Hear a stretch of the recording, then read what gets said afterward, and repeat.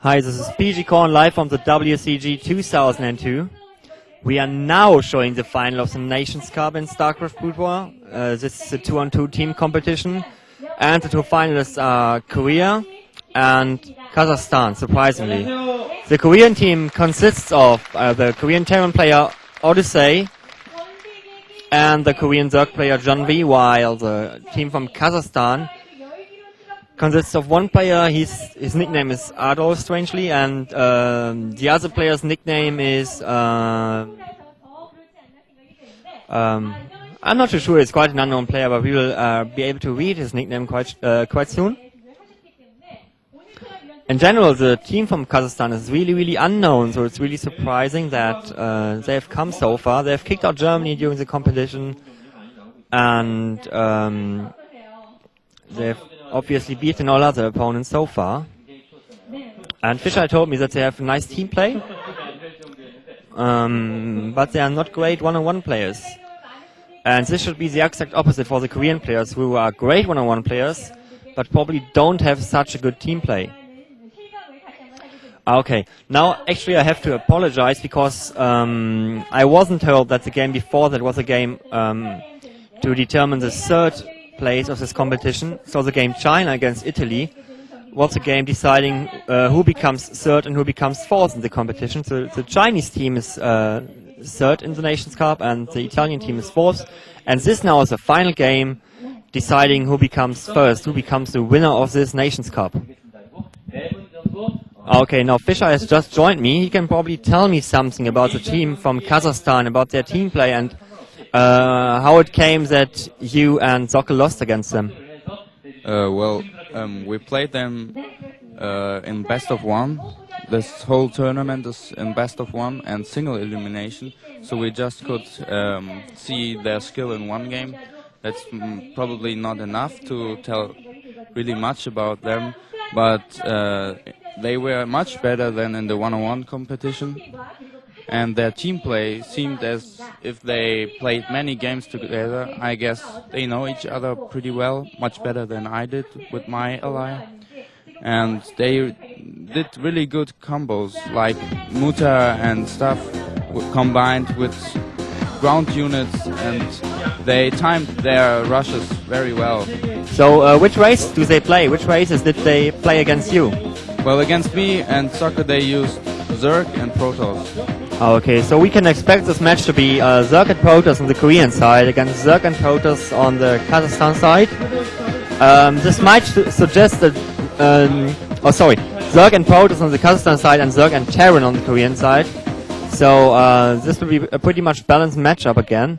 Although I think that Zerg and Terran is a slightly stronger combination than Zerg and Protoss, just because medics, tanks are so powerful, and Terran and Zerg are really good at controlling the cliffs on the map Lost Temple, also on Legacy of Char. And I don't know yet which map this is going to be, but I think all the WCG maps actually are in favor of Zerg and Terran in combination in the 2-on-2 match. Now here we see the Korean players, and on the left hand side, and on the right hand side we see the player from Kazakhstan. Okay, as Fischer just told me, all the Nation Cup games are going to be played on Lost Temple, so this is going to be Lost Temple. Oh, there we see the nickname of the second player from Kazakhstan. His nickname is T-Sun. And the other player's name was again Adolf, and the Korean players are Odyssey and Starsin. Starsin, also known as Yunvi. And Odyssey being especially famous for his enormous skills in Terran against Terran, while Yunvi is like one of the best Zerg against Protoss player in the world. But we will see if this is going to do them any good in a 2-on-2 competition. Last year they got eliminated quite easily to Germany in the second round, I think. But this year they're on the final, and since the one-on-one competition is decided between two Koreans, Boxer and Yellow, we might see a double victory for Korea in StarCraft, because it has a chance to win the one-on-one competition on the one hand and the Nations Cup, which is 2-on-2 on the other hand.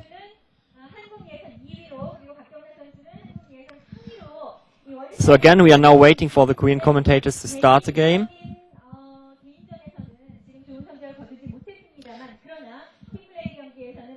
both Yunwei and Odyssey are probably a little bit disappointed because they had chances to advance to the final of the 1-on-1 competition. But they lost twice, so they were out of the double elimination, and finally Boxer and Yellow made it to the final. 카자흐스탄 국내 대표 선발전에서 2위를 하고 올라온 프로토스 유저입니다. 이 선수는 그 H조 4위를 항상 사퇴를 했었거든요. The players from Kazakhstan took some precautions because it's really cold in here, so they have. This player has a big jacket. It's probably a smart move.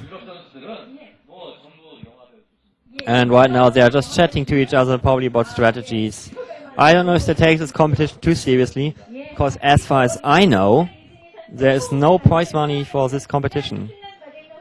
At least it doesn't say so on the WCG page. Last year there was quite some money in this tournament.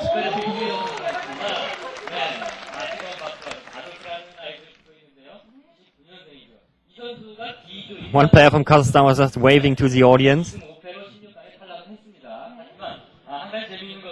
which obviously tends to be a little biased for the Koreans, obviously, because this competition is held in Korea.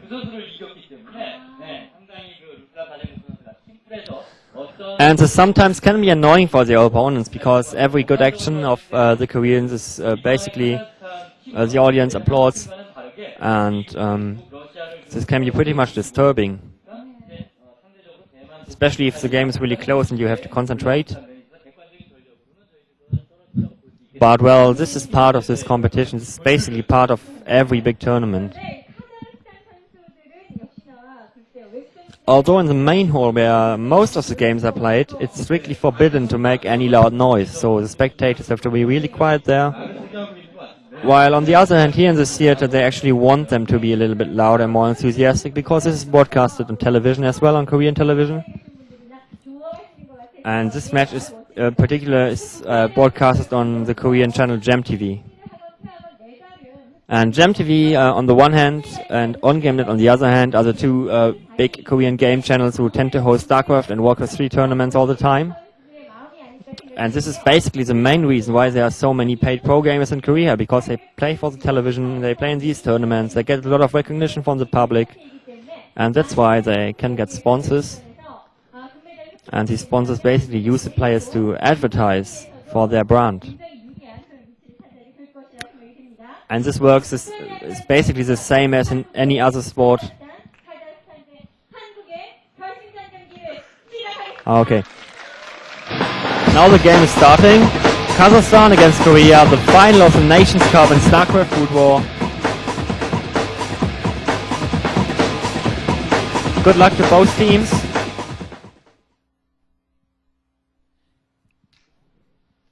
And the game should start just about now. We have Protoss and Zerg on the Kazakhstan side, and Random and Zerg in this moment on the Korean side. Now Odyssey, now pick Terran. So it's Protoss and Zerg on the Kazakhstan side against Terran and Zerg as expected on the Korean side. And the map is going to be WCG Lost Temple. And the game is starting right now. Okay, there we go.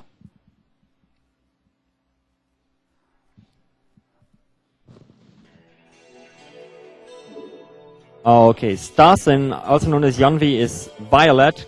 Core Odyssey is white. And Starsin spawns at 12 and Odyssey at 6. And the Kazakhstan players, Adolf is red on the left-hand side, and T-Sun is brown on the 3 o'clock position. So again, the starting positions are quite balanced, I would say. And we can expect a tense and close game, hopefully. I mean, the Kazakhstan players are not in the final without a reason. So there has to be something special about them.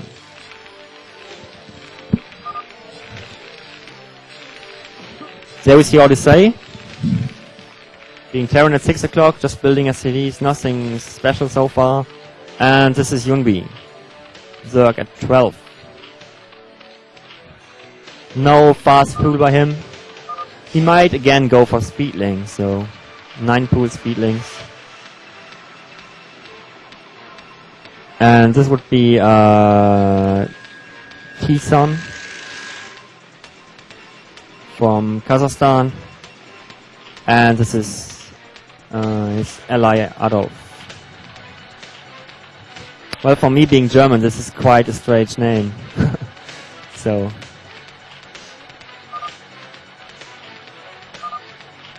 it's quite a strange nickname to choose as well.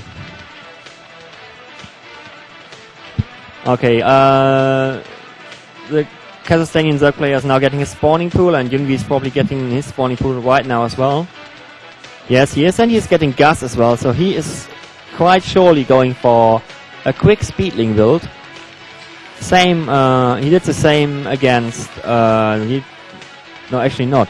The Chinese Zerg, Starleona, did the same against the Italian team. So, among Asian Zerg players, this build order seems to be quite common in Turn 2. While generally Western players tend to go a little bit more economy. They usually don't go for speedlings right away. But this means that the Koreans are probably planning to play really aggressively in this game. Now, T-Sun from Kazakhstan has maybe a slight problem because there are six Zerglings heading towards his base, and he only has one Zealot, which cannot block the ramp, and he shouldn't really let these Zerglings get inside his base. So he uses some probes to help him. Oh, they were badly placed, so Yonvi's links can run past, and they are basically can now harass the Protoss player a lot, and he will get speed upgrade quite soon as well. So this is already a big problem for T-Sun. Also, he's forced to move his probes around, which is not really good for his gathering speed, so he doesn't gather as much resources as he could. Oh, and Janvi is already getting a sunken colony and harassing some probes. And Odyssey just sends Marines to this place while Adolf is sending his Zerglings to help his ally to defend the attack. Well, I hope this game won't be over fast, but it looks like this attack is probably a little bit hard to stop. Oh, this is quite a bad move by Adolf to move his Zerglings to Yonvi's base because he already has a sunken colony. And he cannot do any damage here. He can kill some Zerglings, but nothing much he can do later on. Oh, and there are Odyssey's Marines against 4 Zealots of T-Sun. And as I see it, the Zealots will win this battle. Yeah. They will be able to defend this attack, I think. The bunker doesn't get finished. And all the Marines die. Plus the Bulgarian Zerg is sending quite a few Zerglings to help out there. So this attack was defended successfully, and the Koreans might be in trouble right now. They might be in big trouble. Because I think the Zerg from Kazakhstan has already 2 hatcheries in his main base. Let's see. Yes, he has 2 hatcheries, and he has a lair, which is just about to get finished. While Junvi is just heading for 3 hatched Zerglings. He doesn't get, yes, he does get a 3rd hatch, but this hatch is in great danger right now. I think he will be forced to cancel it. Oh no, I think he will be able to save it. Well, but there come the Zealots from his ally, and Janvi has to cancel the hatchery. And he's in great trouble right now. He is in great trouble. Because it's 2 sunken colonies against 6 or 7 Zealots and Zerglings. And 1 sunken colony is just dying, I think. Oh, this is close, But the Koreans will defend. Yeah, they will defend this attack. Although the damage done to Youngvi is quite severe, I have to say. Oh, this is really close. But Janvi manages to defend the attack. And Odyssey is trying to counter-attack. Oh, he's counter-attacking the Zerg from Kazakhstan with Firebats, Marines and Medics. Oh, and this is close, quite close. But excellent Zergling micro, I have to say. So the Zerg from Kazakhstan manages to defend this attack quite easily with excellent Zergling micro. While Yunvi is countering, he's trying to counter the toss player. He doesn't have any zealots. I think he might have, I don't know, he might have forgotten a pylon or anything.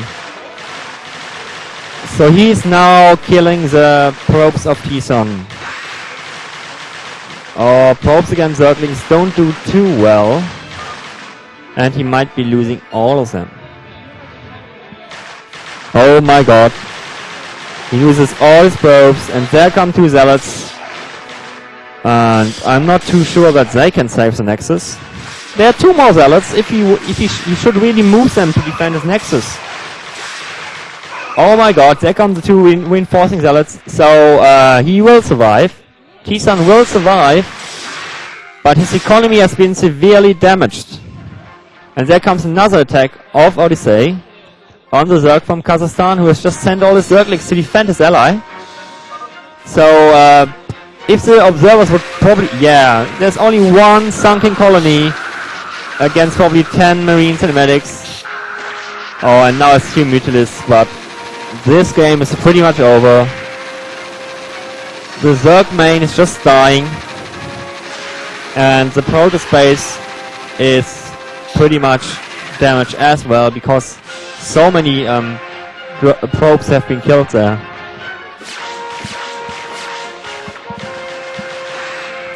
This is definitely quite a close game, because if Adolf from Kazakhstan hadn't sent Zerglings to defend his ally, he would have probably been able to defend the Terran attack, and he could have got a Mutalist.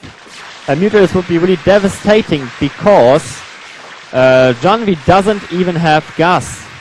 He doesn't have gas, so Mutalisks would have really wreaked havoc on him.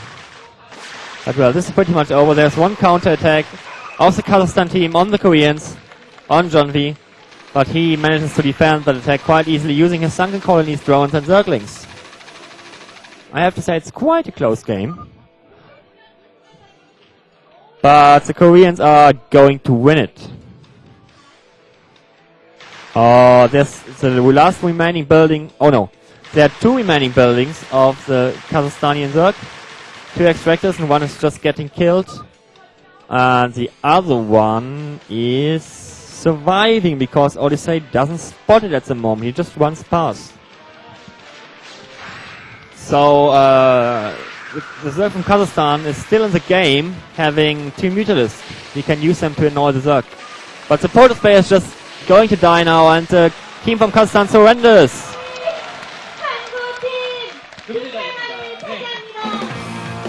So this is good game. The Koreans win. The team from Kazakhstan loses quite clearly.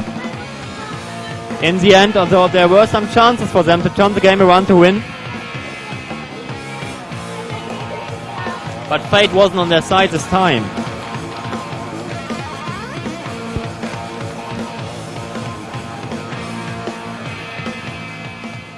So here again comes the question if this is going to be best of 3 or best of 1.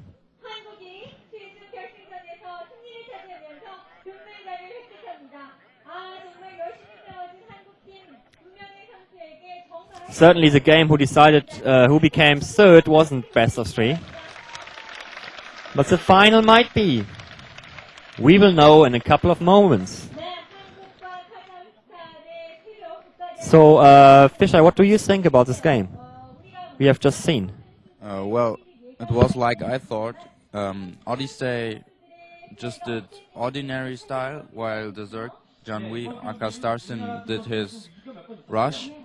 And they had not the best team play, I would say. They both just rushed one guy but never helped each other. The Terran never sent any units to help the Zerg. And it was like the other games of the Koreans, where Odyssey was the only one who survived but tried or managed to kill both other players. And this game was like the same. The Zerg just got all the damage from the 2 Kazakhstan players, but managed to survive, while Odyssey killed both. So would you say that a decent 2-on-2 team with good team play would be able to defeat the 2 Koreans? Well, the problem is both are quite good. Both are like top 3 of their races in the world, or maybe top 5, and they're much better in 1-on-1 than the Kazakhstan player are, and that's something which is really useful for 2-on-2 too, but team play is more useful, I would say, and there the Kazakhstan players are better. But in this game we saw here, they did some small mistakes, like sending links to the ally while they are under attack and stuff, and that determinated to 1. Okay. So we still don't know if this is going to be best of 1 or best of 3.